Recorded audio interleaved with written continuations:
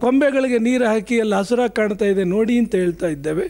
ಈ ಬೇರುಗಳನ್ನು ಭದ್ರ ಮಾಡುವ ಕೆಲಸ ಮತ್ತೆ ಮತ್ತೆ ಒತ್ತಿ ಹೇಳ್ತಾನೆ. ತಾವು ದಯವಿಟ್ಟು ಇದನ್ನು ಭಾಷಣ ಅಂತ ತಿಳ್ಕೊಳ್ಬೇಡಿ. ನೊಬ್ಬ ಕಾರ್ಯಕರ್ತನಾಗಿ ನನ್ನ ಅನಿಸಿಕೆಯನ್ನು ಹಂಚಿಕೊಂಡಿದ್ದಾನೆ. ನಮಸ್ಕಾರ. ಈ ನಮ್ಮ ಸ್ನೇಹಿತರು ಈಗ ಹೇಳಿದ್ರು ಈ ರೀತಿ ಪ್ರಚೋದನೆಗಳ ಮೂಲಕ ಕನ್ನಡ ಬೆಳೀಲಿ, ಹೆಮ್ಮರವಾಗಲಿ ಅಂತ. ಇದು ಕನ್ನಡವೆಂಬ ದೊಡ್ಡ ಆಲದ ಆಗಲೇಬೇಕು. ಹಲವಾರು ಬಿಳಿಲುಗಳು ಬರಲೇಬೇಕು. ಆ ಕನ್ನಡದಲ್ಲಿ ಕನ್ನಡದ ಬಿಳಿಲುಗಳನ್ನು ನಾವು ಉಯ್ಯಾಲೆ ಮಾಡಿಕೊಂಡು ನಾವು ಆ ಉಯ್ಯಾಲೆ ಆಡಲೇಬೇಕು ಅನ್ನೋ ಒಂದು ಆಶಯದೊಂದಿಗೆ ನನ್ನ ಎರಡು ಮಾತುಗಳನ್ನು ಹೇಳ್ತೀನಿ. ಹೌದು. ಇಲ್ಲ, ನಾನು ವಿಜಯನಗರದಿಂದ ಬಂದಿದ್ದೀನಿ. ಇದೇ ಫಸ್ಟ್ ಟೈಮ್ ಈ ಥರ ಯಾವುದೋ ಒಂದು ಆರ್ಟಿಕಲ್ ಬಗ್ಗೆ, ಯಾವುದೋ ವ್ಯಕ್ತಿ ಬಗ್ಗೆ, ಯಾವುದೋ ಕವಿ ಬಗ್ಗೆ ಮಾತಾಡ್ತಾ ಇರೋದು, ಕೇಳಿಸ್ಕೊತಾ ಇರೋದು ತುಂಬ ಚೆನ್ನಾಗಿದೆ. ನಿಜಕ್ಕೂ ಹೇಳ್ಬೇಕಂತಂದರೆ, ಯಾಕೆಂತಂದರೆ ಕೈಲಾಸಂ ಬಗ್ಗೆ ನಾವು ಕೇಳಿದ್ವಿ, ಅದು ಇಷ್ಟೊಂದು ಡೀಪಾಗಿ ಹೋಗಿರಲಿಲ್ಲ. ನಾನು ಯಾವಾಗಲೂ ಒಂದು ಸರಿ ಒಂದು ಬುಕ್ ತೊಗೊಂಡೆ, ಓದಿದೆ. ಇವ್ರು ಹೇಳಿದ್ರಲ್ಲ ಯಾವುದೋ ಬಕೆಟ್ ನೋಡ್ಲಿಕ್ಕೆ ನುಂಗಿ, ಅದು ನನಗೆ ಚೆನ್ನಾಗಿ ಜ್ಞಾಪಕ ಆಯಿತು. ಕೈಲಾಸಂ ಅಂತ ತಕ್ಷಣ ಅದೇ ಜ್ಞಾಪಕ ಬರ್ತಾಯಿದ್ದು. ಆಮೇಲೆ ಇನ್ನೊಂದು, ಈ ಮೊನ್ನೆ ಓದ್ತಾ ಟೊಳ್ಳುಗಟ್ಟಿ ಹೋಗ್ತಿದ್ದಾಗ ಕಸ್ಬಾ ಹೋಬ್ಳಿ, ನಾವು ವಿಲೇಜ್ ಪೀಪಲ್ಸು, ಸೊ ನಾವು ಮಾತಾಡ್ತಿದ್ದೆ ಆ ರೀತಿ. ನಾವು ಮಾತಾಡ್ತಿದ್ದನ್ನ ಎಷ್ಟೋ ಜನ ಆಮೇಲೆ ಸ್ಕೂಲಲ್ಲಿ ತಿತ್ಕೊಳ್ಳೋ ನೀನು ಆ ಥರ ಹಳ್ಳಿ ಭಾಷೆ ಥರ ಮಾತಾಡ್ಬಿಡು. ಇದು ಕೈಲಾಸಂ ಬುಕ್ಸ್ ಎಲ್ಲ ಓದ್ತಾ ಇದ್ದು ನೋಡಿದ್ರೆ ನಮ್ಮ ಹಳ್ಳಿ ಭಾಷೆಯಲ್ಲಿ ಏನಿರ್ತಿತ್ತು, ಭಾಷೆ ಅಂತ ಏನು ಹೇಳ್ತೀವಿ, ಅದು ನಿಜಕ್ಕೂ ಅದೇ ಇರೋದು. ಯಾರು ಕಸಬಾ ಹೋಬ್ಳಿ ಅಂತ ಯಾರೂ ಹೇಳ್ತಾ ಇರಲಿಲ್ಲ. ಕಸ್ಬಾ ಅಷ್ಟೇ, ಕಸ್ಬಾ. ಉತ್ರಿದುರ್ಗ ಕಸ್ಬಾ, ಉತ್ರಿದುರ್ಗ ತುಂಬ ನಿಜವಾಗೂ ಚೆನ್ನಾಗಿದೆ, ಒಳ್ಳೆ ಕೆಲಸ. ಕಸ್ಬಾ ಅಂತಂದರೆ ನಮ್ಮ ಹುಡುಗರಿಗೆ ಗೊತ್ತಾಗಬೇಕು. ಈಗ ಬೆಂಗಳೂರು ಕಸ್ಬಾ ಹೋಬಳಿ ಅಂದರೆ ಬೆಂಗಳೂರಿನಲ್ಲಿ ತಾಲೂಕಿನಲ್ಲಿ ಹಲವಾರು ಹೋಬಳಿಗಳಿರ್ತದೆ. ಯಾವುದೇ ಒಂದು ತಾಲೂಕು ತೊಗೊಳ್ಳಿ, ಬೆಂಗಳೂರೇ ತೊಗೊಳ್ಳಿ, ಒಂದೊಂದು ದೇವನಹಳ್ಳಿ ಆ ಥರ ಕೆಲವು ಹೋಬಳಿಗಳು ಬರ್ತವೆ. ಕೆಲವು ಹೋಬಳಿಗಳಾಗಿ ತಾಲೂಕು ಆಗ್ತದೆ. ಈ ಕಡೆ ತಾಲೂಕು ಹೆಡ್ ಕ್ವಾರ್ಟ್ರೂ ಅಲ್ಲ, ಆ ಕಡೆ ಹೋಬಳಿನೂ ಅಲ್ಲ. ಅಂತಹ ಪ್ರದೇಶಕ್ಕೆ ಕಸ್ಬಾ ಅಂತಾರೆ. ಪ್ರತಿಯೊಂದು ತಾಲೂಕಿನಲ್ಲೂ ಕಸ್ಬಾ ಅಂತ ಕಸ್ಬಾ ಅನ್ನೋದು ಇದೇನಪ್ಪ, ಕಸ್ಬಾ ಬೆಂಗಳೂರಿನಲ್ಲಿದೆ, ಮೈಸೂರಿನಲ್ಲೂ ಇದೆ, ಗುಲ್ಬರ್ಗದಲ್ಲೂ ಇದೆ ಅಂತ ಆಶ್ಚರ್ಯಪಡಬೇಕಾಗಿಲ್ಲ. ನಮ್ಮ ಯಂಗ್ಸ್ಟರ್ಸ್ಗೆ ಕಸ್ಬಾ ಅಂತಂದರೆ ತಾಲೂಕು ಹೆಡ್ ಕ್ವಾರ್ಟರ್ಸ್ಗೂ ಸೇರಿಲ್ಲ, ಬೇರೆ ಹೋಬಳಿಗೂ ಸೇರಿಲ್ಲ, ಅದರ ಮಧ್ಯೆ ಇರ್ತಕ್ಕಂಥ ಜಾಗ. ಮಾಡ್ತಾಯಿದ್ರು. ಇನ್ನೊಂದು ಅದನ್ನೇ ನಾನು ಈಗ ಹೇಳಕ್ಕೆ ಬರ್ತಾಯಿದ್ದೆ. ಕೈಲಾಸಂ ಅವರು ಸಿಗರೇಟ್ ಹೊಗೆ ಅವರು ಬಿಡಬೇಕಾದ್ರೇ ಕೈಲಾಸಂ ಅಂತಲೇ ಹಾಗೆ ಬರೋದು. ಆದರೆ ಅದನ್ನು ಆ ಹೊಗೆ ಬಿಡ್ತಕ್ಕಂಥ ಪ್ರಯೋಗ ನಮ್ಮ ಕಿರಿಯರು ಮಾಡೋದು ಬೇಡ, ನಾವು ಮಾಡೋದು ಬೇಡ. ಆದ್ದರಿಂದ ಯಾಕೆ ಅಂತಂದರೆ ಅದು ಅತಿಯಾಗಿ ಆಗೋಯಿತು. ಆಮೇಲೆ ಅತಿಯಾಗಿ ಸಿಗರೇಟ್ ಸೇದಿ ಕಡೆಗೆ ಅವರು ಚರಂಡಿನಲ್ಲಿ ಬಿದ್ದು ಹೋಗ್ಬಿಟ್ರು. ಅವರನ್ನು ಯಾರೂ ರೆಕಗ್ನೈಸ್ ಮಾಡದೇ ಇರೋ ಸ್ಥಿತಿಗೆ ಕಡೆಗೆ ತಲುಪಿಬಿಟ್ರು ಅವರು, ಕೈಲಾಸಂ ಅವರು. ಆ ರೀತಿ ನಾವು ಆಗೋದು ಬೇಡ. ಸದಾ ಸಮಾಜವನ್ನು ನಗಿಸ್ತಾನೇ ಇರಬೇಕು. ಅಬ್ದುಲ್ ಕಲಾಂ ಹೇಗೆ ಸ್ಪೀಚ್ ಮಾಡಿಕೊಂಡು ಹೋಗ್ತಾಯಿದ್ರು, ಅದೇ ರೀತಿ ಕೈಲಾಸಂ ಅಂಥವರು ಸ್ಪೀಚ್ ಮಾಡ್ತಾನೆ ನಮ್ಮ ನಗಿಸ್ತಾನೆ ಹೋಗಬೇಕು. ಆ ಥರ ಇರಬೇಕೇ ಹೊರತು ಯಾರೂ ರೆಕಗ್ನೈಸ್ ಮಾಡದೇ ಇರೋ ಸ್ಥಿತಿನಲ್ಲಿ ಅಲ್ಲಲ್ಲ ಹೋಗಬಾರ್ದು ಅನ್ನೋದಕ್ಕೆ ನಾನು ಹೇಳ್ತಾ ಇದ್ದೀನಿ. ಲಾಸ್ಟ್ ಪೇಜ್ ಅಲ್ಲ ಇದು.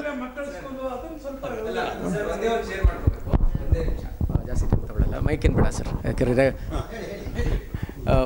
ಇಲ್ಲಿ ಒಂದು ಎಸ್ಪೆಷಲಿ ಮಕ್ಕಳಿಗೆ ತಿಳಿಸ್ಬೇಕು ಅಂದರೆ,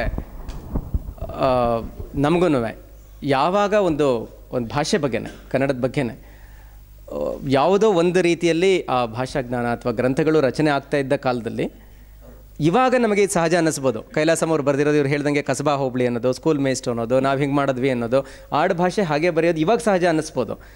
ಆದರೆ ಆವಾಗ ಎಲ್ಲ ಗ್ರಾಂಥಿಕವಾಗಿದ್ದ ಕಾಲದಲ್ಲಿ ಅದು ಒಂದು ದೊಡ್ಡ ಕ್ರಾಂತಿನೇ ಅವ್ರು ಮಾಡಿದ್ದು. ಅಂದರೆ ಆ ರೀತಿ ಭಾಷೆಯನ್ನು ನಾಟಕದೊಳಗಡೆ ತರೋದು ಮೊದಲನೇದು. ಎರಡನೇದು, ಇವಾಗ ಕಂಗ್ಲೀಷು ಅದೇ ರೀತಿ ಬರೆಯೋದು. ಹೌದೌದು, ಅಲ್ಲ ನಾಟಕದಲ್ಲಿ ಬರೆಯೋದನ್ನೇ ಅವಾಗೇನಂದರೆ ಸರಸ್ವತಿಗೆ ಅಪಮಾನ ಅನ್ನೋ ಒಂದು ಇದಿತ್ತು. ಅಂದರೆ ಹೀಗೆ ಬರೆದ್ರೇ ಸರಿ ಅಕ್ಷರಗಳು ಅಂತ ಇದ್ದ ಒಂದು ಇದರಲ್ಲಿದ್ದ ಟೈಮ್ನಲ್ಲಿ ಅದೊಂದು ಕ್ರಾಂತಿ ಒಂದು. ಎರಡನೇದು ಇಂಗ್ಲೀಷು ಮತ್ತು ಕನ್ನಡ ಎರಡೂ ಸೇರಿಸಿ ಕಂಗ್ಲೀಷ್ ಅನ್ನೋದು ಇವಾಗ ನಮಗೆ ಕಾಮನ್ ಆಗಿಬಿಟ್ಟಿದೆ. ಈಗ ನಾವು ಮಾತಾಡಿದ್ರೆ ಬಹುಶಃ ನಾವೆಲ್ಲ ಎಕ್ಸ್ಪರ್ಟ್ಸ್ ಆಗಿದ್ವಿ. ಒಂದು ವಾಕ್ಯ ಮಾತಾಡಿದ್ರೆ 4 ಕನ್ನಡ ಪದಗಳು ಇದ್ದೇ ಇರ್ತವೆ. ಇಂಗ್ಲೀಷ್ ಅದು ಕಂಗ್ಲೀಷ್ ಅಲ್ಲ, ಕನ್ನಡದಲ್ಲಿ. ಹೌದು ಹೌದು, ಅದು ಬಹಳ ಮುಖ್ಯ. ತುಂಬ ಸಂತೋಷ. ಹಾಗಾದ್ರೆ ಈಗ ಮಾಡೋಣ. ತಾವೇ ಮೇಡಮ್ ಅವರು. ಭಾಳ ಸಂತೋಷ ಮೇಡಮ್, ಭಾಳ ಸಂತೋಷ. ನಾವು ಶಾಲೆಯಲ್ಲಿದ್ದಾಗ ಒಂದ್ಸರಿ ಪ್ರಾಕ್ಟೀಸ್ ಮಾಡ್ತಾಯಿದ್ವಿ, ಕನ್ನಡದಲ್ಲೇ ಮಾಡಬೇಕು ಅಂತ ಭಾಳ ಕಷ್ಟಪಟ್ಟು ಉಗಿ ಬಂಡಿ ಅಂತಲೇ ಮಾತಾಡ್ತಿದ್ವಿ. ಅದು ಮೊದಲನೇದು. ಆ ಒಂದು ಕ್ರಾಂತಿ ಇನ್ನೂ ಸಾಹಿತ್ಯ ಕ್ಷೇತ್ರದಲ್ಲಿ ಆಗ್ತಲೇ ಇದೆ. ಇದರಲ್ಲಿ ಅದನ್ನೆಲ್ಲ ಎದುರಿಸಿ ಮೆಟ್ಟಿ ನಿಂತು ಅದನ್ನು ಜನಪ್ರಿಯ ಮಾಡೋದು ಒಂದು. ಎರಡನೇದು ಅಂದರೆ ಇದು ಮೈಕ್ ಬೇಡ ಸರ್, ಹಾಗೆ ಹೇಳ್ತೀನಿ ತಗೊಳ್ಳಿ. ಏನಂದರೆ ನಾನು ಅವಾಗಲಿಂದ ಹೇಳ್ತಾ ಇದ್ದೆ, ನಂಜನಗೂಡು ಅವರು ಸಾಮಾನ್ಯ ಬುದ್ಧಿವಂತರು, ಒಳ್ಳೆಯವರು ಅಂತ. ಇವರು ನರಸಿಂಹನ್ ಸರ್ ಅದನ್ನು ಪುಷ್ಟಿ ಕೊಟ್ಟರು. ಯಾಕೆಂದರೆ ER ಸೇತುರಾಮ್ ಅವರು ಆ್ಯಕ್ಚುಲಿ ನಂಜನಗೂಡು ಅವರು, ನಮ್ಮನೆ ಎದುರುಗಡೆ ಅವರು. ಅರ್ಥ ಆಯ್ತಲ್ಲ ಸರ್? ಸೊ ನಾನು ಬುದ್ಧಿವಂತ. ER ಸೇತುರಾಮ್ ಬುದ್ಧಿವಂತ. ಕೈಲಾಸಂ ಅವ್ರದ್ದೇ ಒಂದು ಮಾತಿದೆ, ಅದನ್ನೇ ನಾನು ಹೇಳ್ತೇನೆ. ಅವ್ರ ಶಿಷ್ಯರು ಹೇಳ್ತಿದ್ರಂತೆ, speak less of me and more of ಸಾತು ಪಾತೂಸ್ ಆ್ಯಂಡ್ ನಾಗತ್ತೇಸ್ ಅಂತ. ಅವರ ಉದ್ದೇಶ ಬಹಳ ಆಗಿತ್ತು. ಅವರು ಯಾರಾದರೂ GP ರಾಯತ್ನ ಒಂದು ಕಡೆ ಹೇಳ್ತಾರೆ, ಏನಪ್ಪ ಅಂದರೆ ಕೈಲಾಸಂ ಅವ್ರಿಗೆ 60 ವರ್ಷ ವಯಸ್ಸಾದಾಗ ಅವ್ರಿಗೊಂದು ಸನ್ಮಾನ ಮಾಡಿದ್ರಂತೆ. ಸೊ ಸನ್ಮಾನ ನಮ್ಗೆ ಗೊತ್ತಲ್ಲ, ಇನ್ನು ಸನ್ಮಾನನೂ ಹೊಗಳಲೇಬೇಕು. ಸೊ ಇನ್ನು ಹೊಗಳಬೇಕಾದ್ರೆ ಅವ್ರು ತಕ್ಷಣ ನಿಲ್ಲಿಸಿ ಹೇಳಿದ್ರಂತೆ, ನೋಡ್ರಪ್ಪ, ಐರಾವತಕ್ಕೂ ಅಡಿ ತಪ್ಪತ್ತೆ, ಜ್ಞಾಪಕ ಇಟ್ಕೊಳ್ಳಿ ಅಂತ. ನೋಡಿ ಎಂಥ ಹ್ಯುಮಿಲಿಟಿ ಇರಬೇಕು. ಅದಕ್ಕೆ GP ರಾಯತ್ನ ಬರೀತಾರೆ, ಅದನ್ನು ಮನಸ್ಸಲ್ಲಿ ಇಟ್ಕೊಂಡು ಈ ಕೈಲಾಸಂ ಅವ್ರಲ್ಲಿ ಏನೇನು ಕುಂದುಕೊರತೆಗಳಿದೆಯೋ ಅದನ್ನೆಲ್ಲ ಸೇರಿಸಿ ಒಂದು ಪುಸ್ತಕ ಬರೆಯೋಣ ಅಂತ ಮಾಡಿದ್ದೆ. ಅದಕ್ಕೆ ಹೆಸರು 60ರ ಐರಾವತ ಅಂತ ಹೆಸರುವಂತೂ ಮಾಡಿದ್ದೆ ಅಂತ.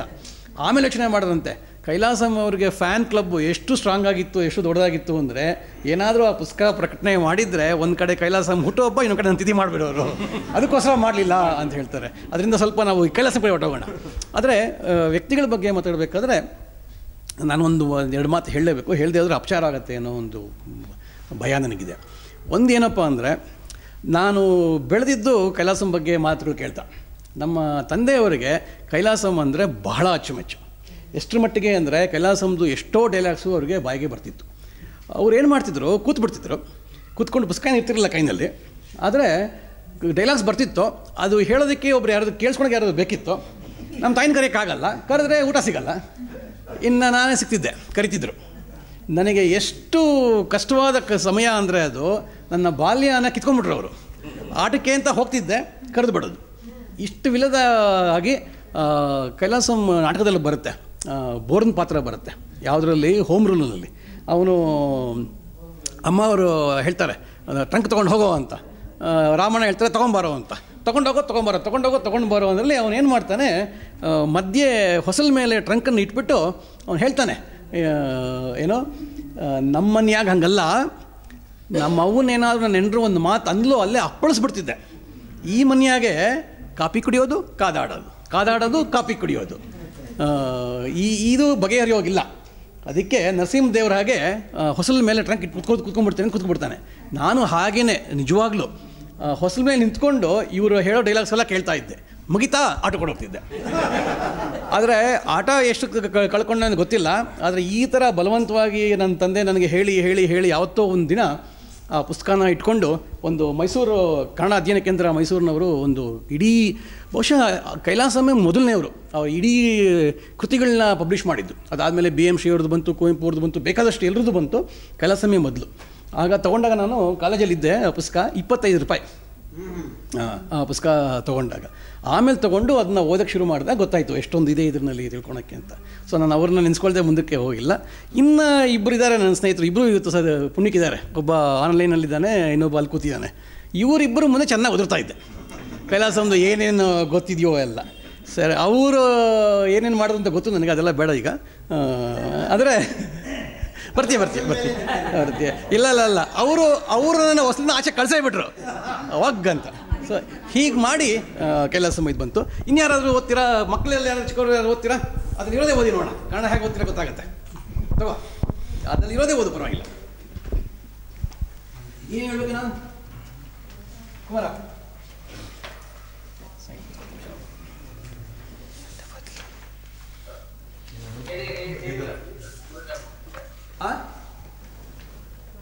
ಏನೋ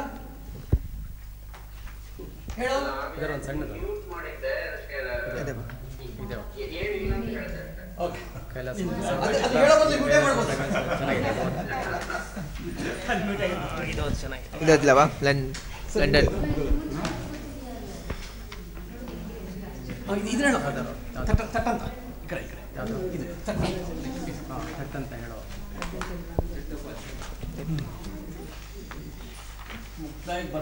ಅಂತ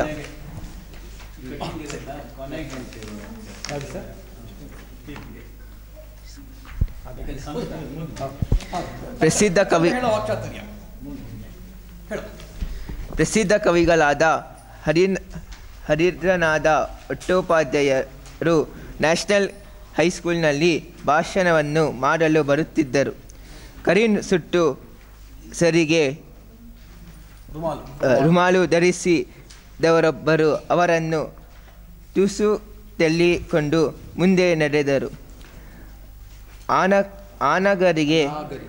ಅನಾಗರಿಕ ನಡವಳಿಕೆಯ ಅವರ್ಯಾರು ಎಂದು ಒಬ್ಬರು ಹೇಳಿದರು. ಅದಕ್ಕೆ ಹತ್ತಿರಲಿದ್ದ ಕೈಲಾಸಂ ದಟ್ಟನೆ ಅವರು, ಡಾಕ್ಟರ್, ಅವರು ಮುಂದೆ ಹೋಗಿದ್ದು ನ್ಯಾಯ. ಅವರ ಹಿಂದೆ ಚಟ್ಟೋಪಾಧ್ಯಾಯವರು ಹೋಗಬೇಕು ಎಂದರು. ಅದು ಜೋಕು ನಗಿದ್ದು ಏನಪ್ಪ ಅಂದರೆ ಚಟ್ಟೋಪಾಧ್ಯಾಯ ಅನ್ನೋದು ಲಾಸ್ಟ್ ನೇಮು, ಕನ್ನಡ ಬೆಂಗಾಳಿಂದ ಬರೋದು. ಕನ್ನಡದಲ್ಲಿ ಚಟ್ಟೋಪಾಧ್ಯಾಯರು ಅಂತಾರೆ. ಚಟ್ಟೋಪಾಧ್ಯಾಯ ಬಿಡಿಸಿದ್ರೆ ಚಟ್ಟ ಅಂದ್ರೆ ಹೊತ್ಕೊಂಡು ಹೋಗುತ್ತೆ. ಸೊ ಒಬ್ರು ಡಾಕ್ಟರ್ ಮುಂದೆ ಹೋಗ್ತಾರೆ. ಈ ಚಟ್ಟೋಪಾಧ್ಯಾಯರು ದೊಡ್ಡ ವಿದ್ವಾಂಸರು, ಅವ್ರನ್ನ ಭಾಷಣ ಮಾಡ್ಸಕ್ಕೆ ಅಂತ ಕರೆದಿರೋದು. ಅವ್ರನ್ನ ತಳ್ಕೊಂಡು ಒಬ್ರು ಮುಂದಕ್ಕೆ ಹೋಗ್ತಾರೆ. ಆವಾಗ ಯಾರೋ ಕೇಳ್ತಾರೆ, ಏನಿದು ಹಿಂಗೆ ಹೋಗ್ತಾರಲ್ಲ ಅನ್ಸಿವಿಲೈಸ್ ಫೆಲೋ ಅನ್ನೋ ಹತ್ರ. ಅದಕ್ಕೆ ಕೈಲಾಸಂ ಹೇಳ್ತಾರೆ, ಮುಂದೆ ಹೋಗಿದ್ದು ಡಾಕ್ಟ್ರು, ಅವ್ರು ಮುಂದಿನ ಹೋಗಬೇಕು. ಅವ್ರು ಹೋಗಿ ಪೇಷಂಟ್ ನೋಡಿದ್ಮೇಲೆ ಚಟ್ಟೋಪಾಧ್ಯಾಯರು ಎತ್ಕೊಂಡು ಹೋಗ್ಬೇಕು ಅಂದರೆ ತಕ್ಷಣ ಹೇಳೋದಕ್ಕೆ ಬರೋದು. ಇನ್ನೊಂದಪ್ಪ, ಇವ್ರದ್ದು ಗಾಂಧೀಜಿಯವ್ರದ್ದು ತುಂಬ ಚೆನ್ನಾಗಿದೆ.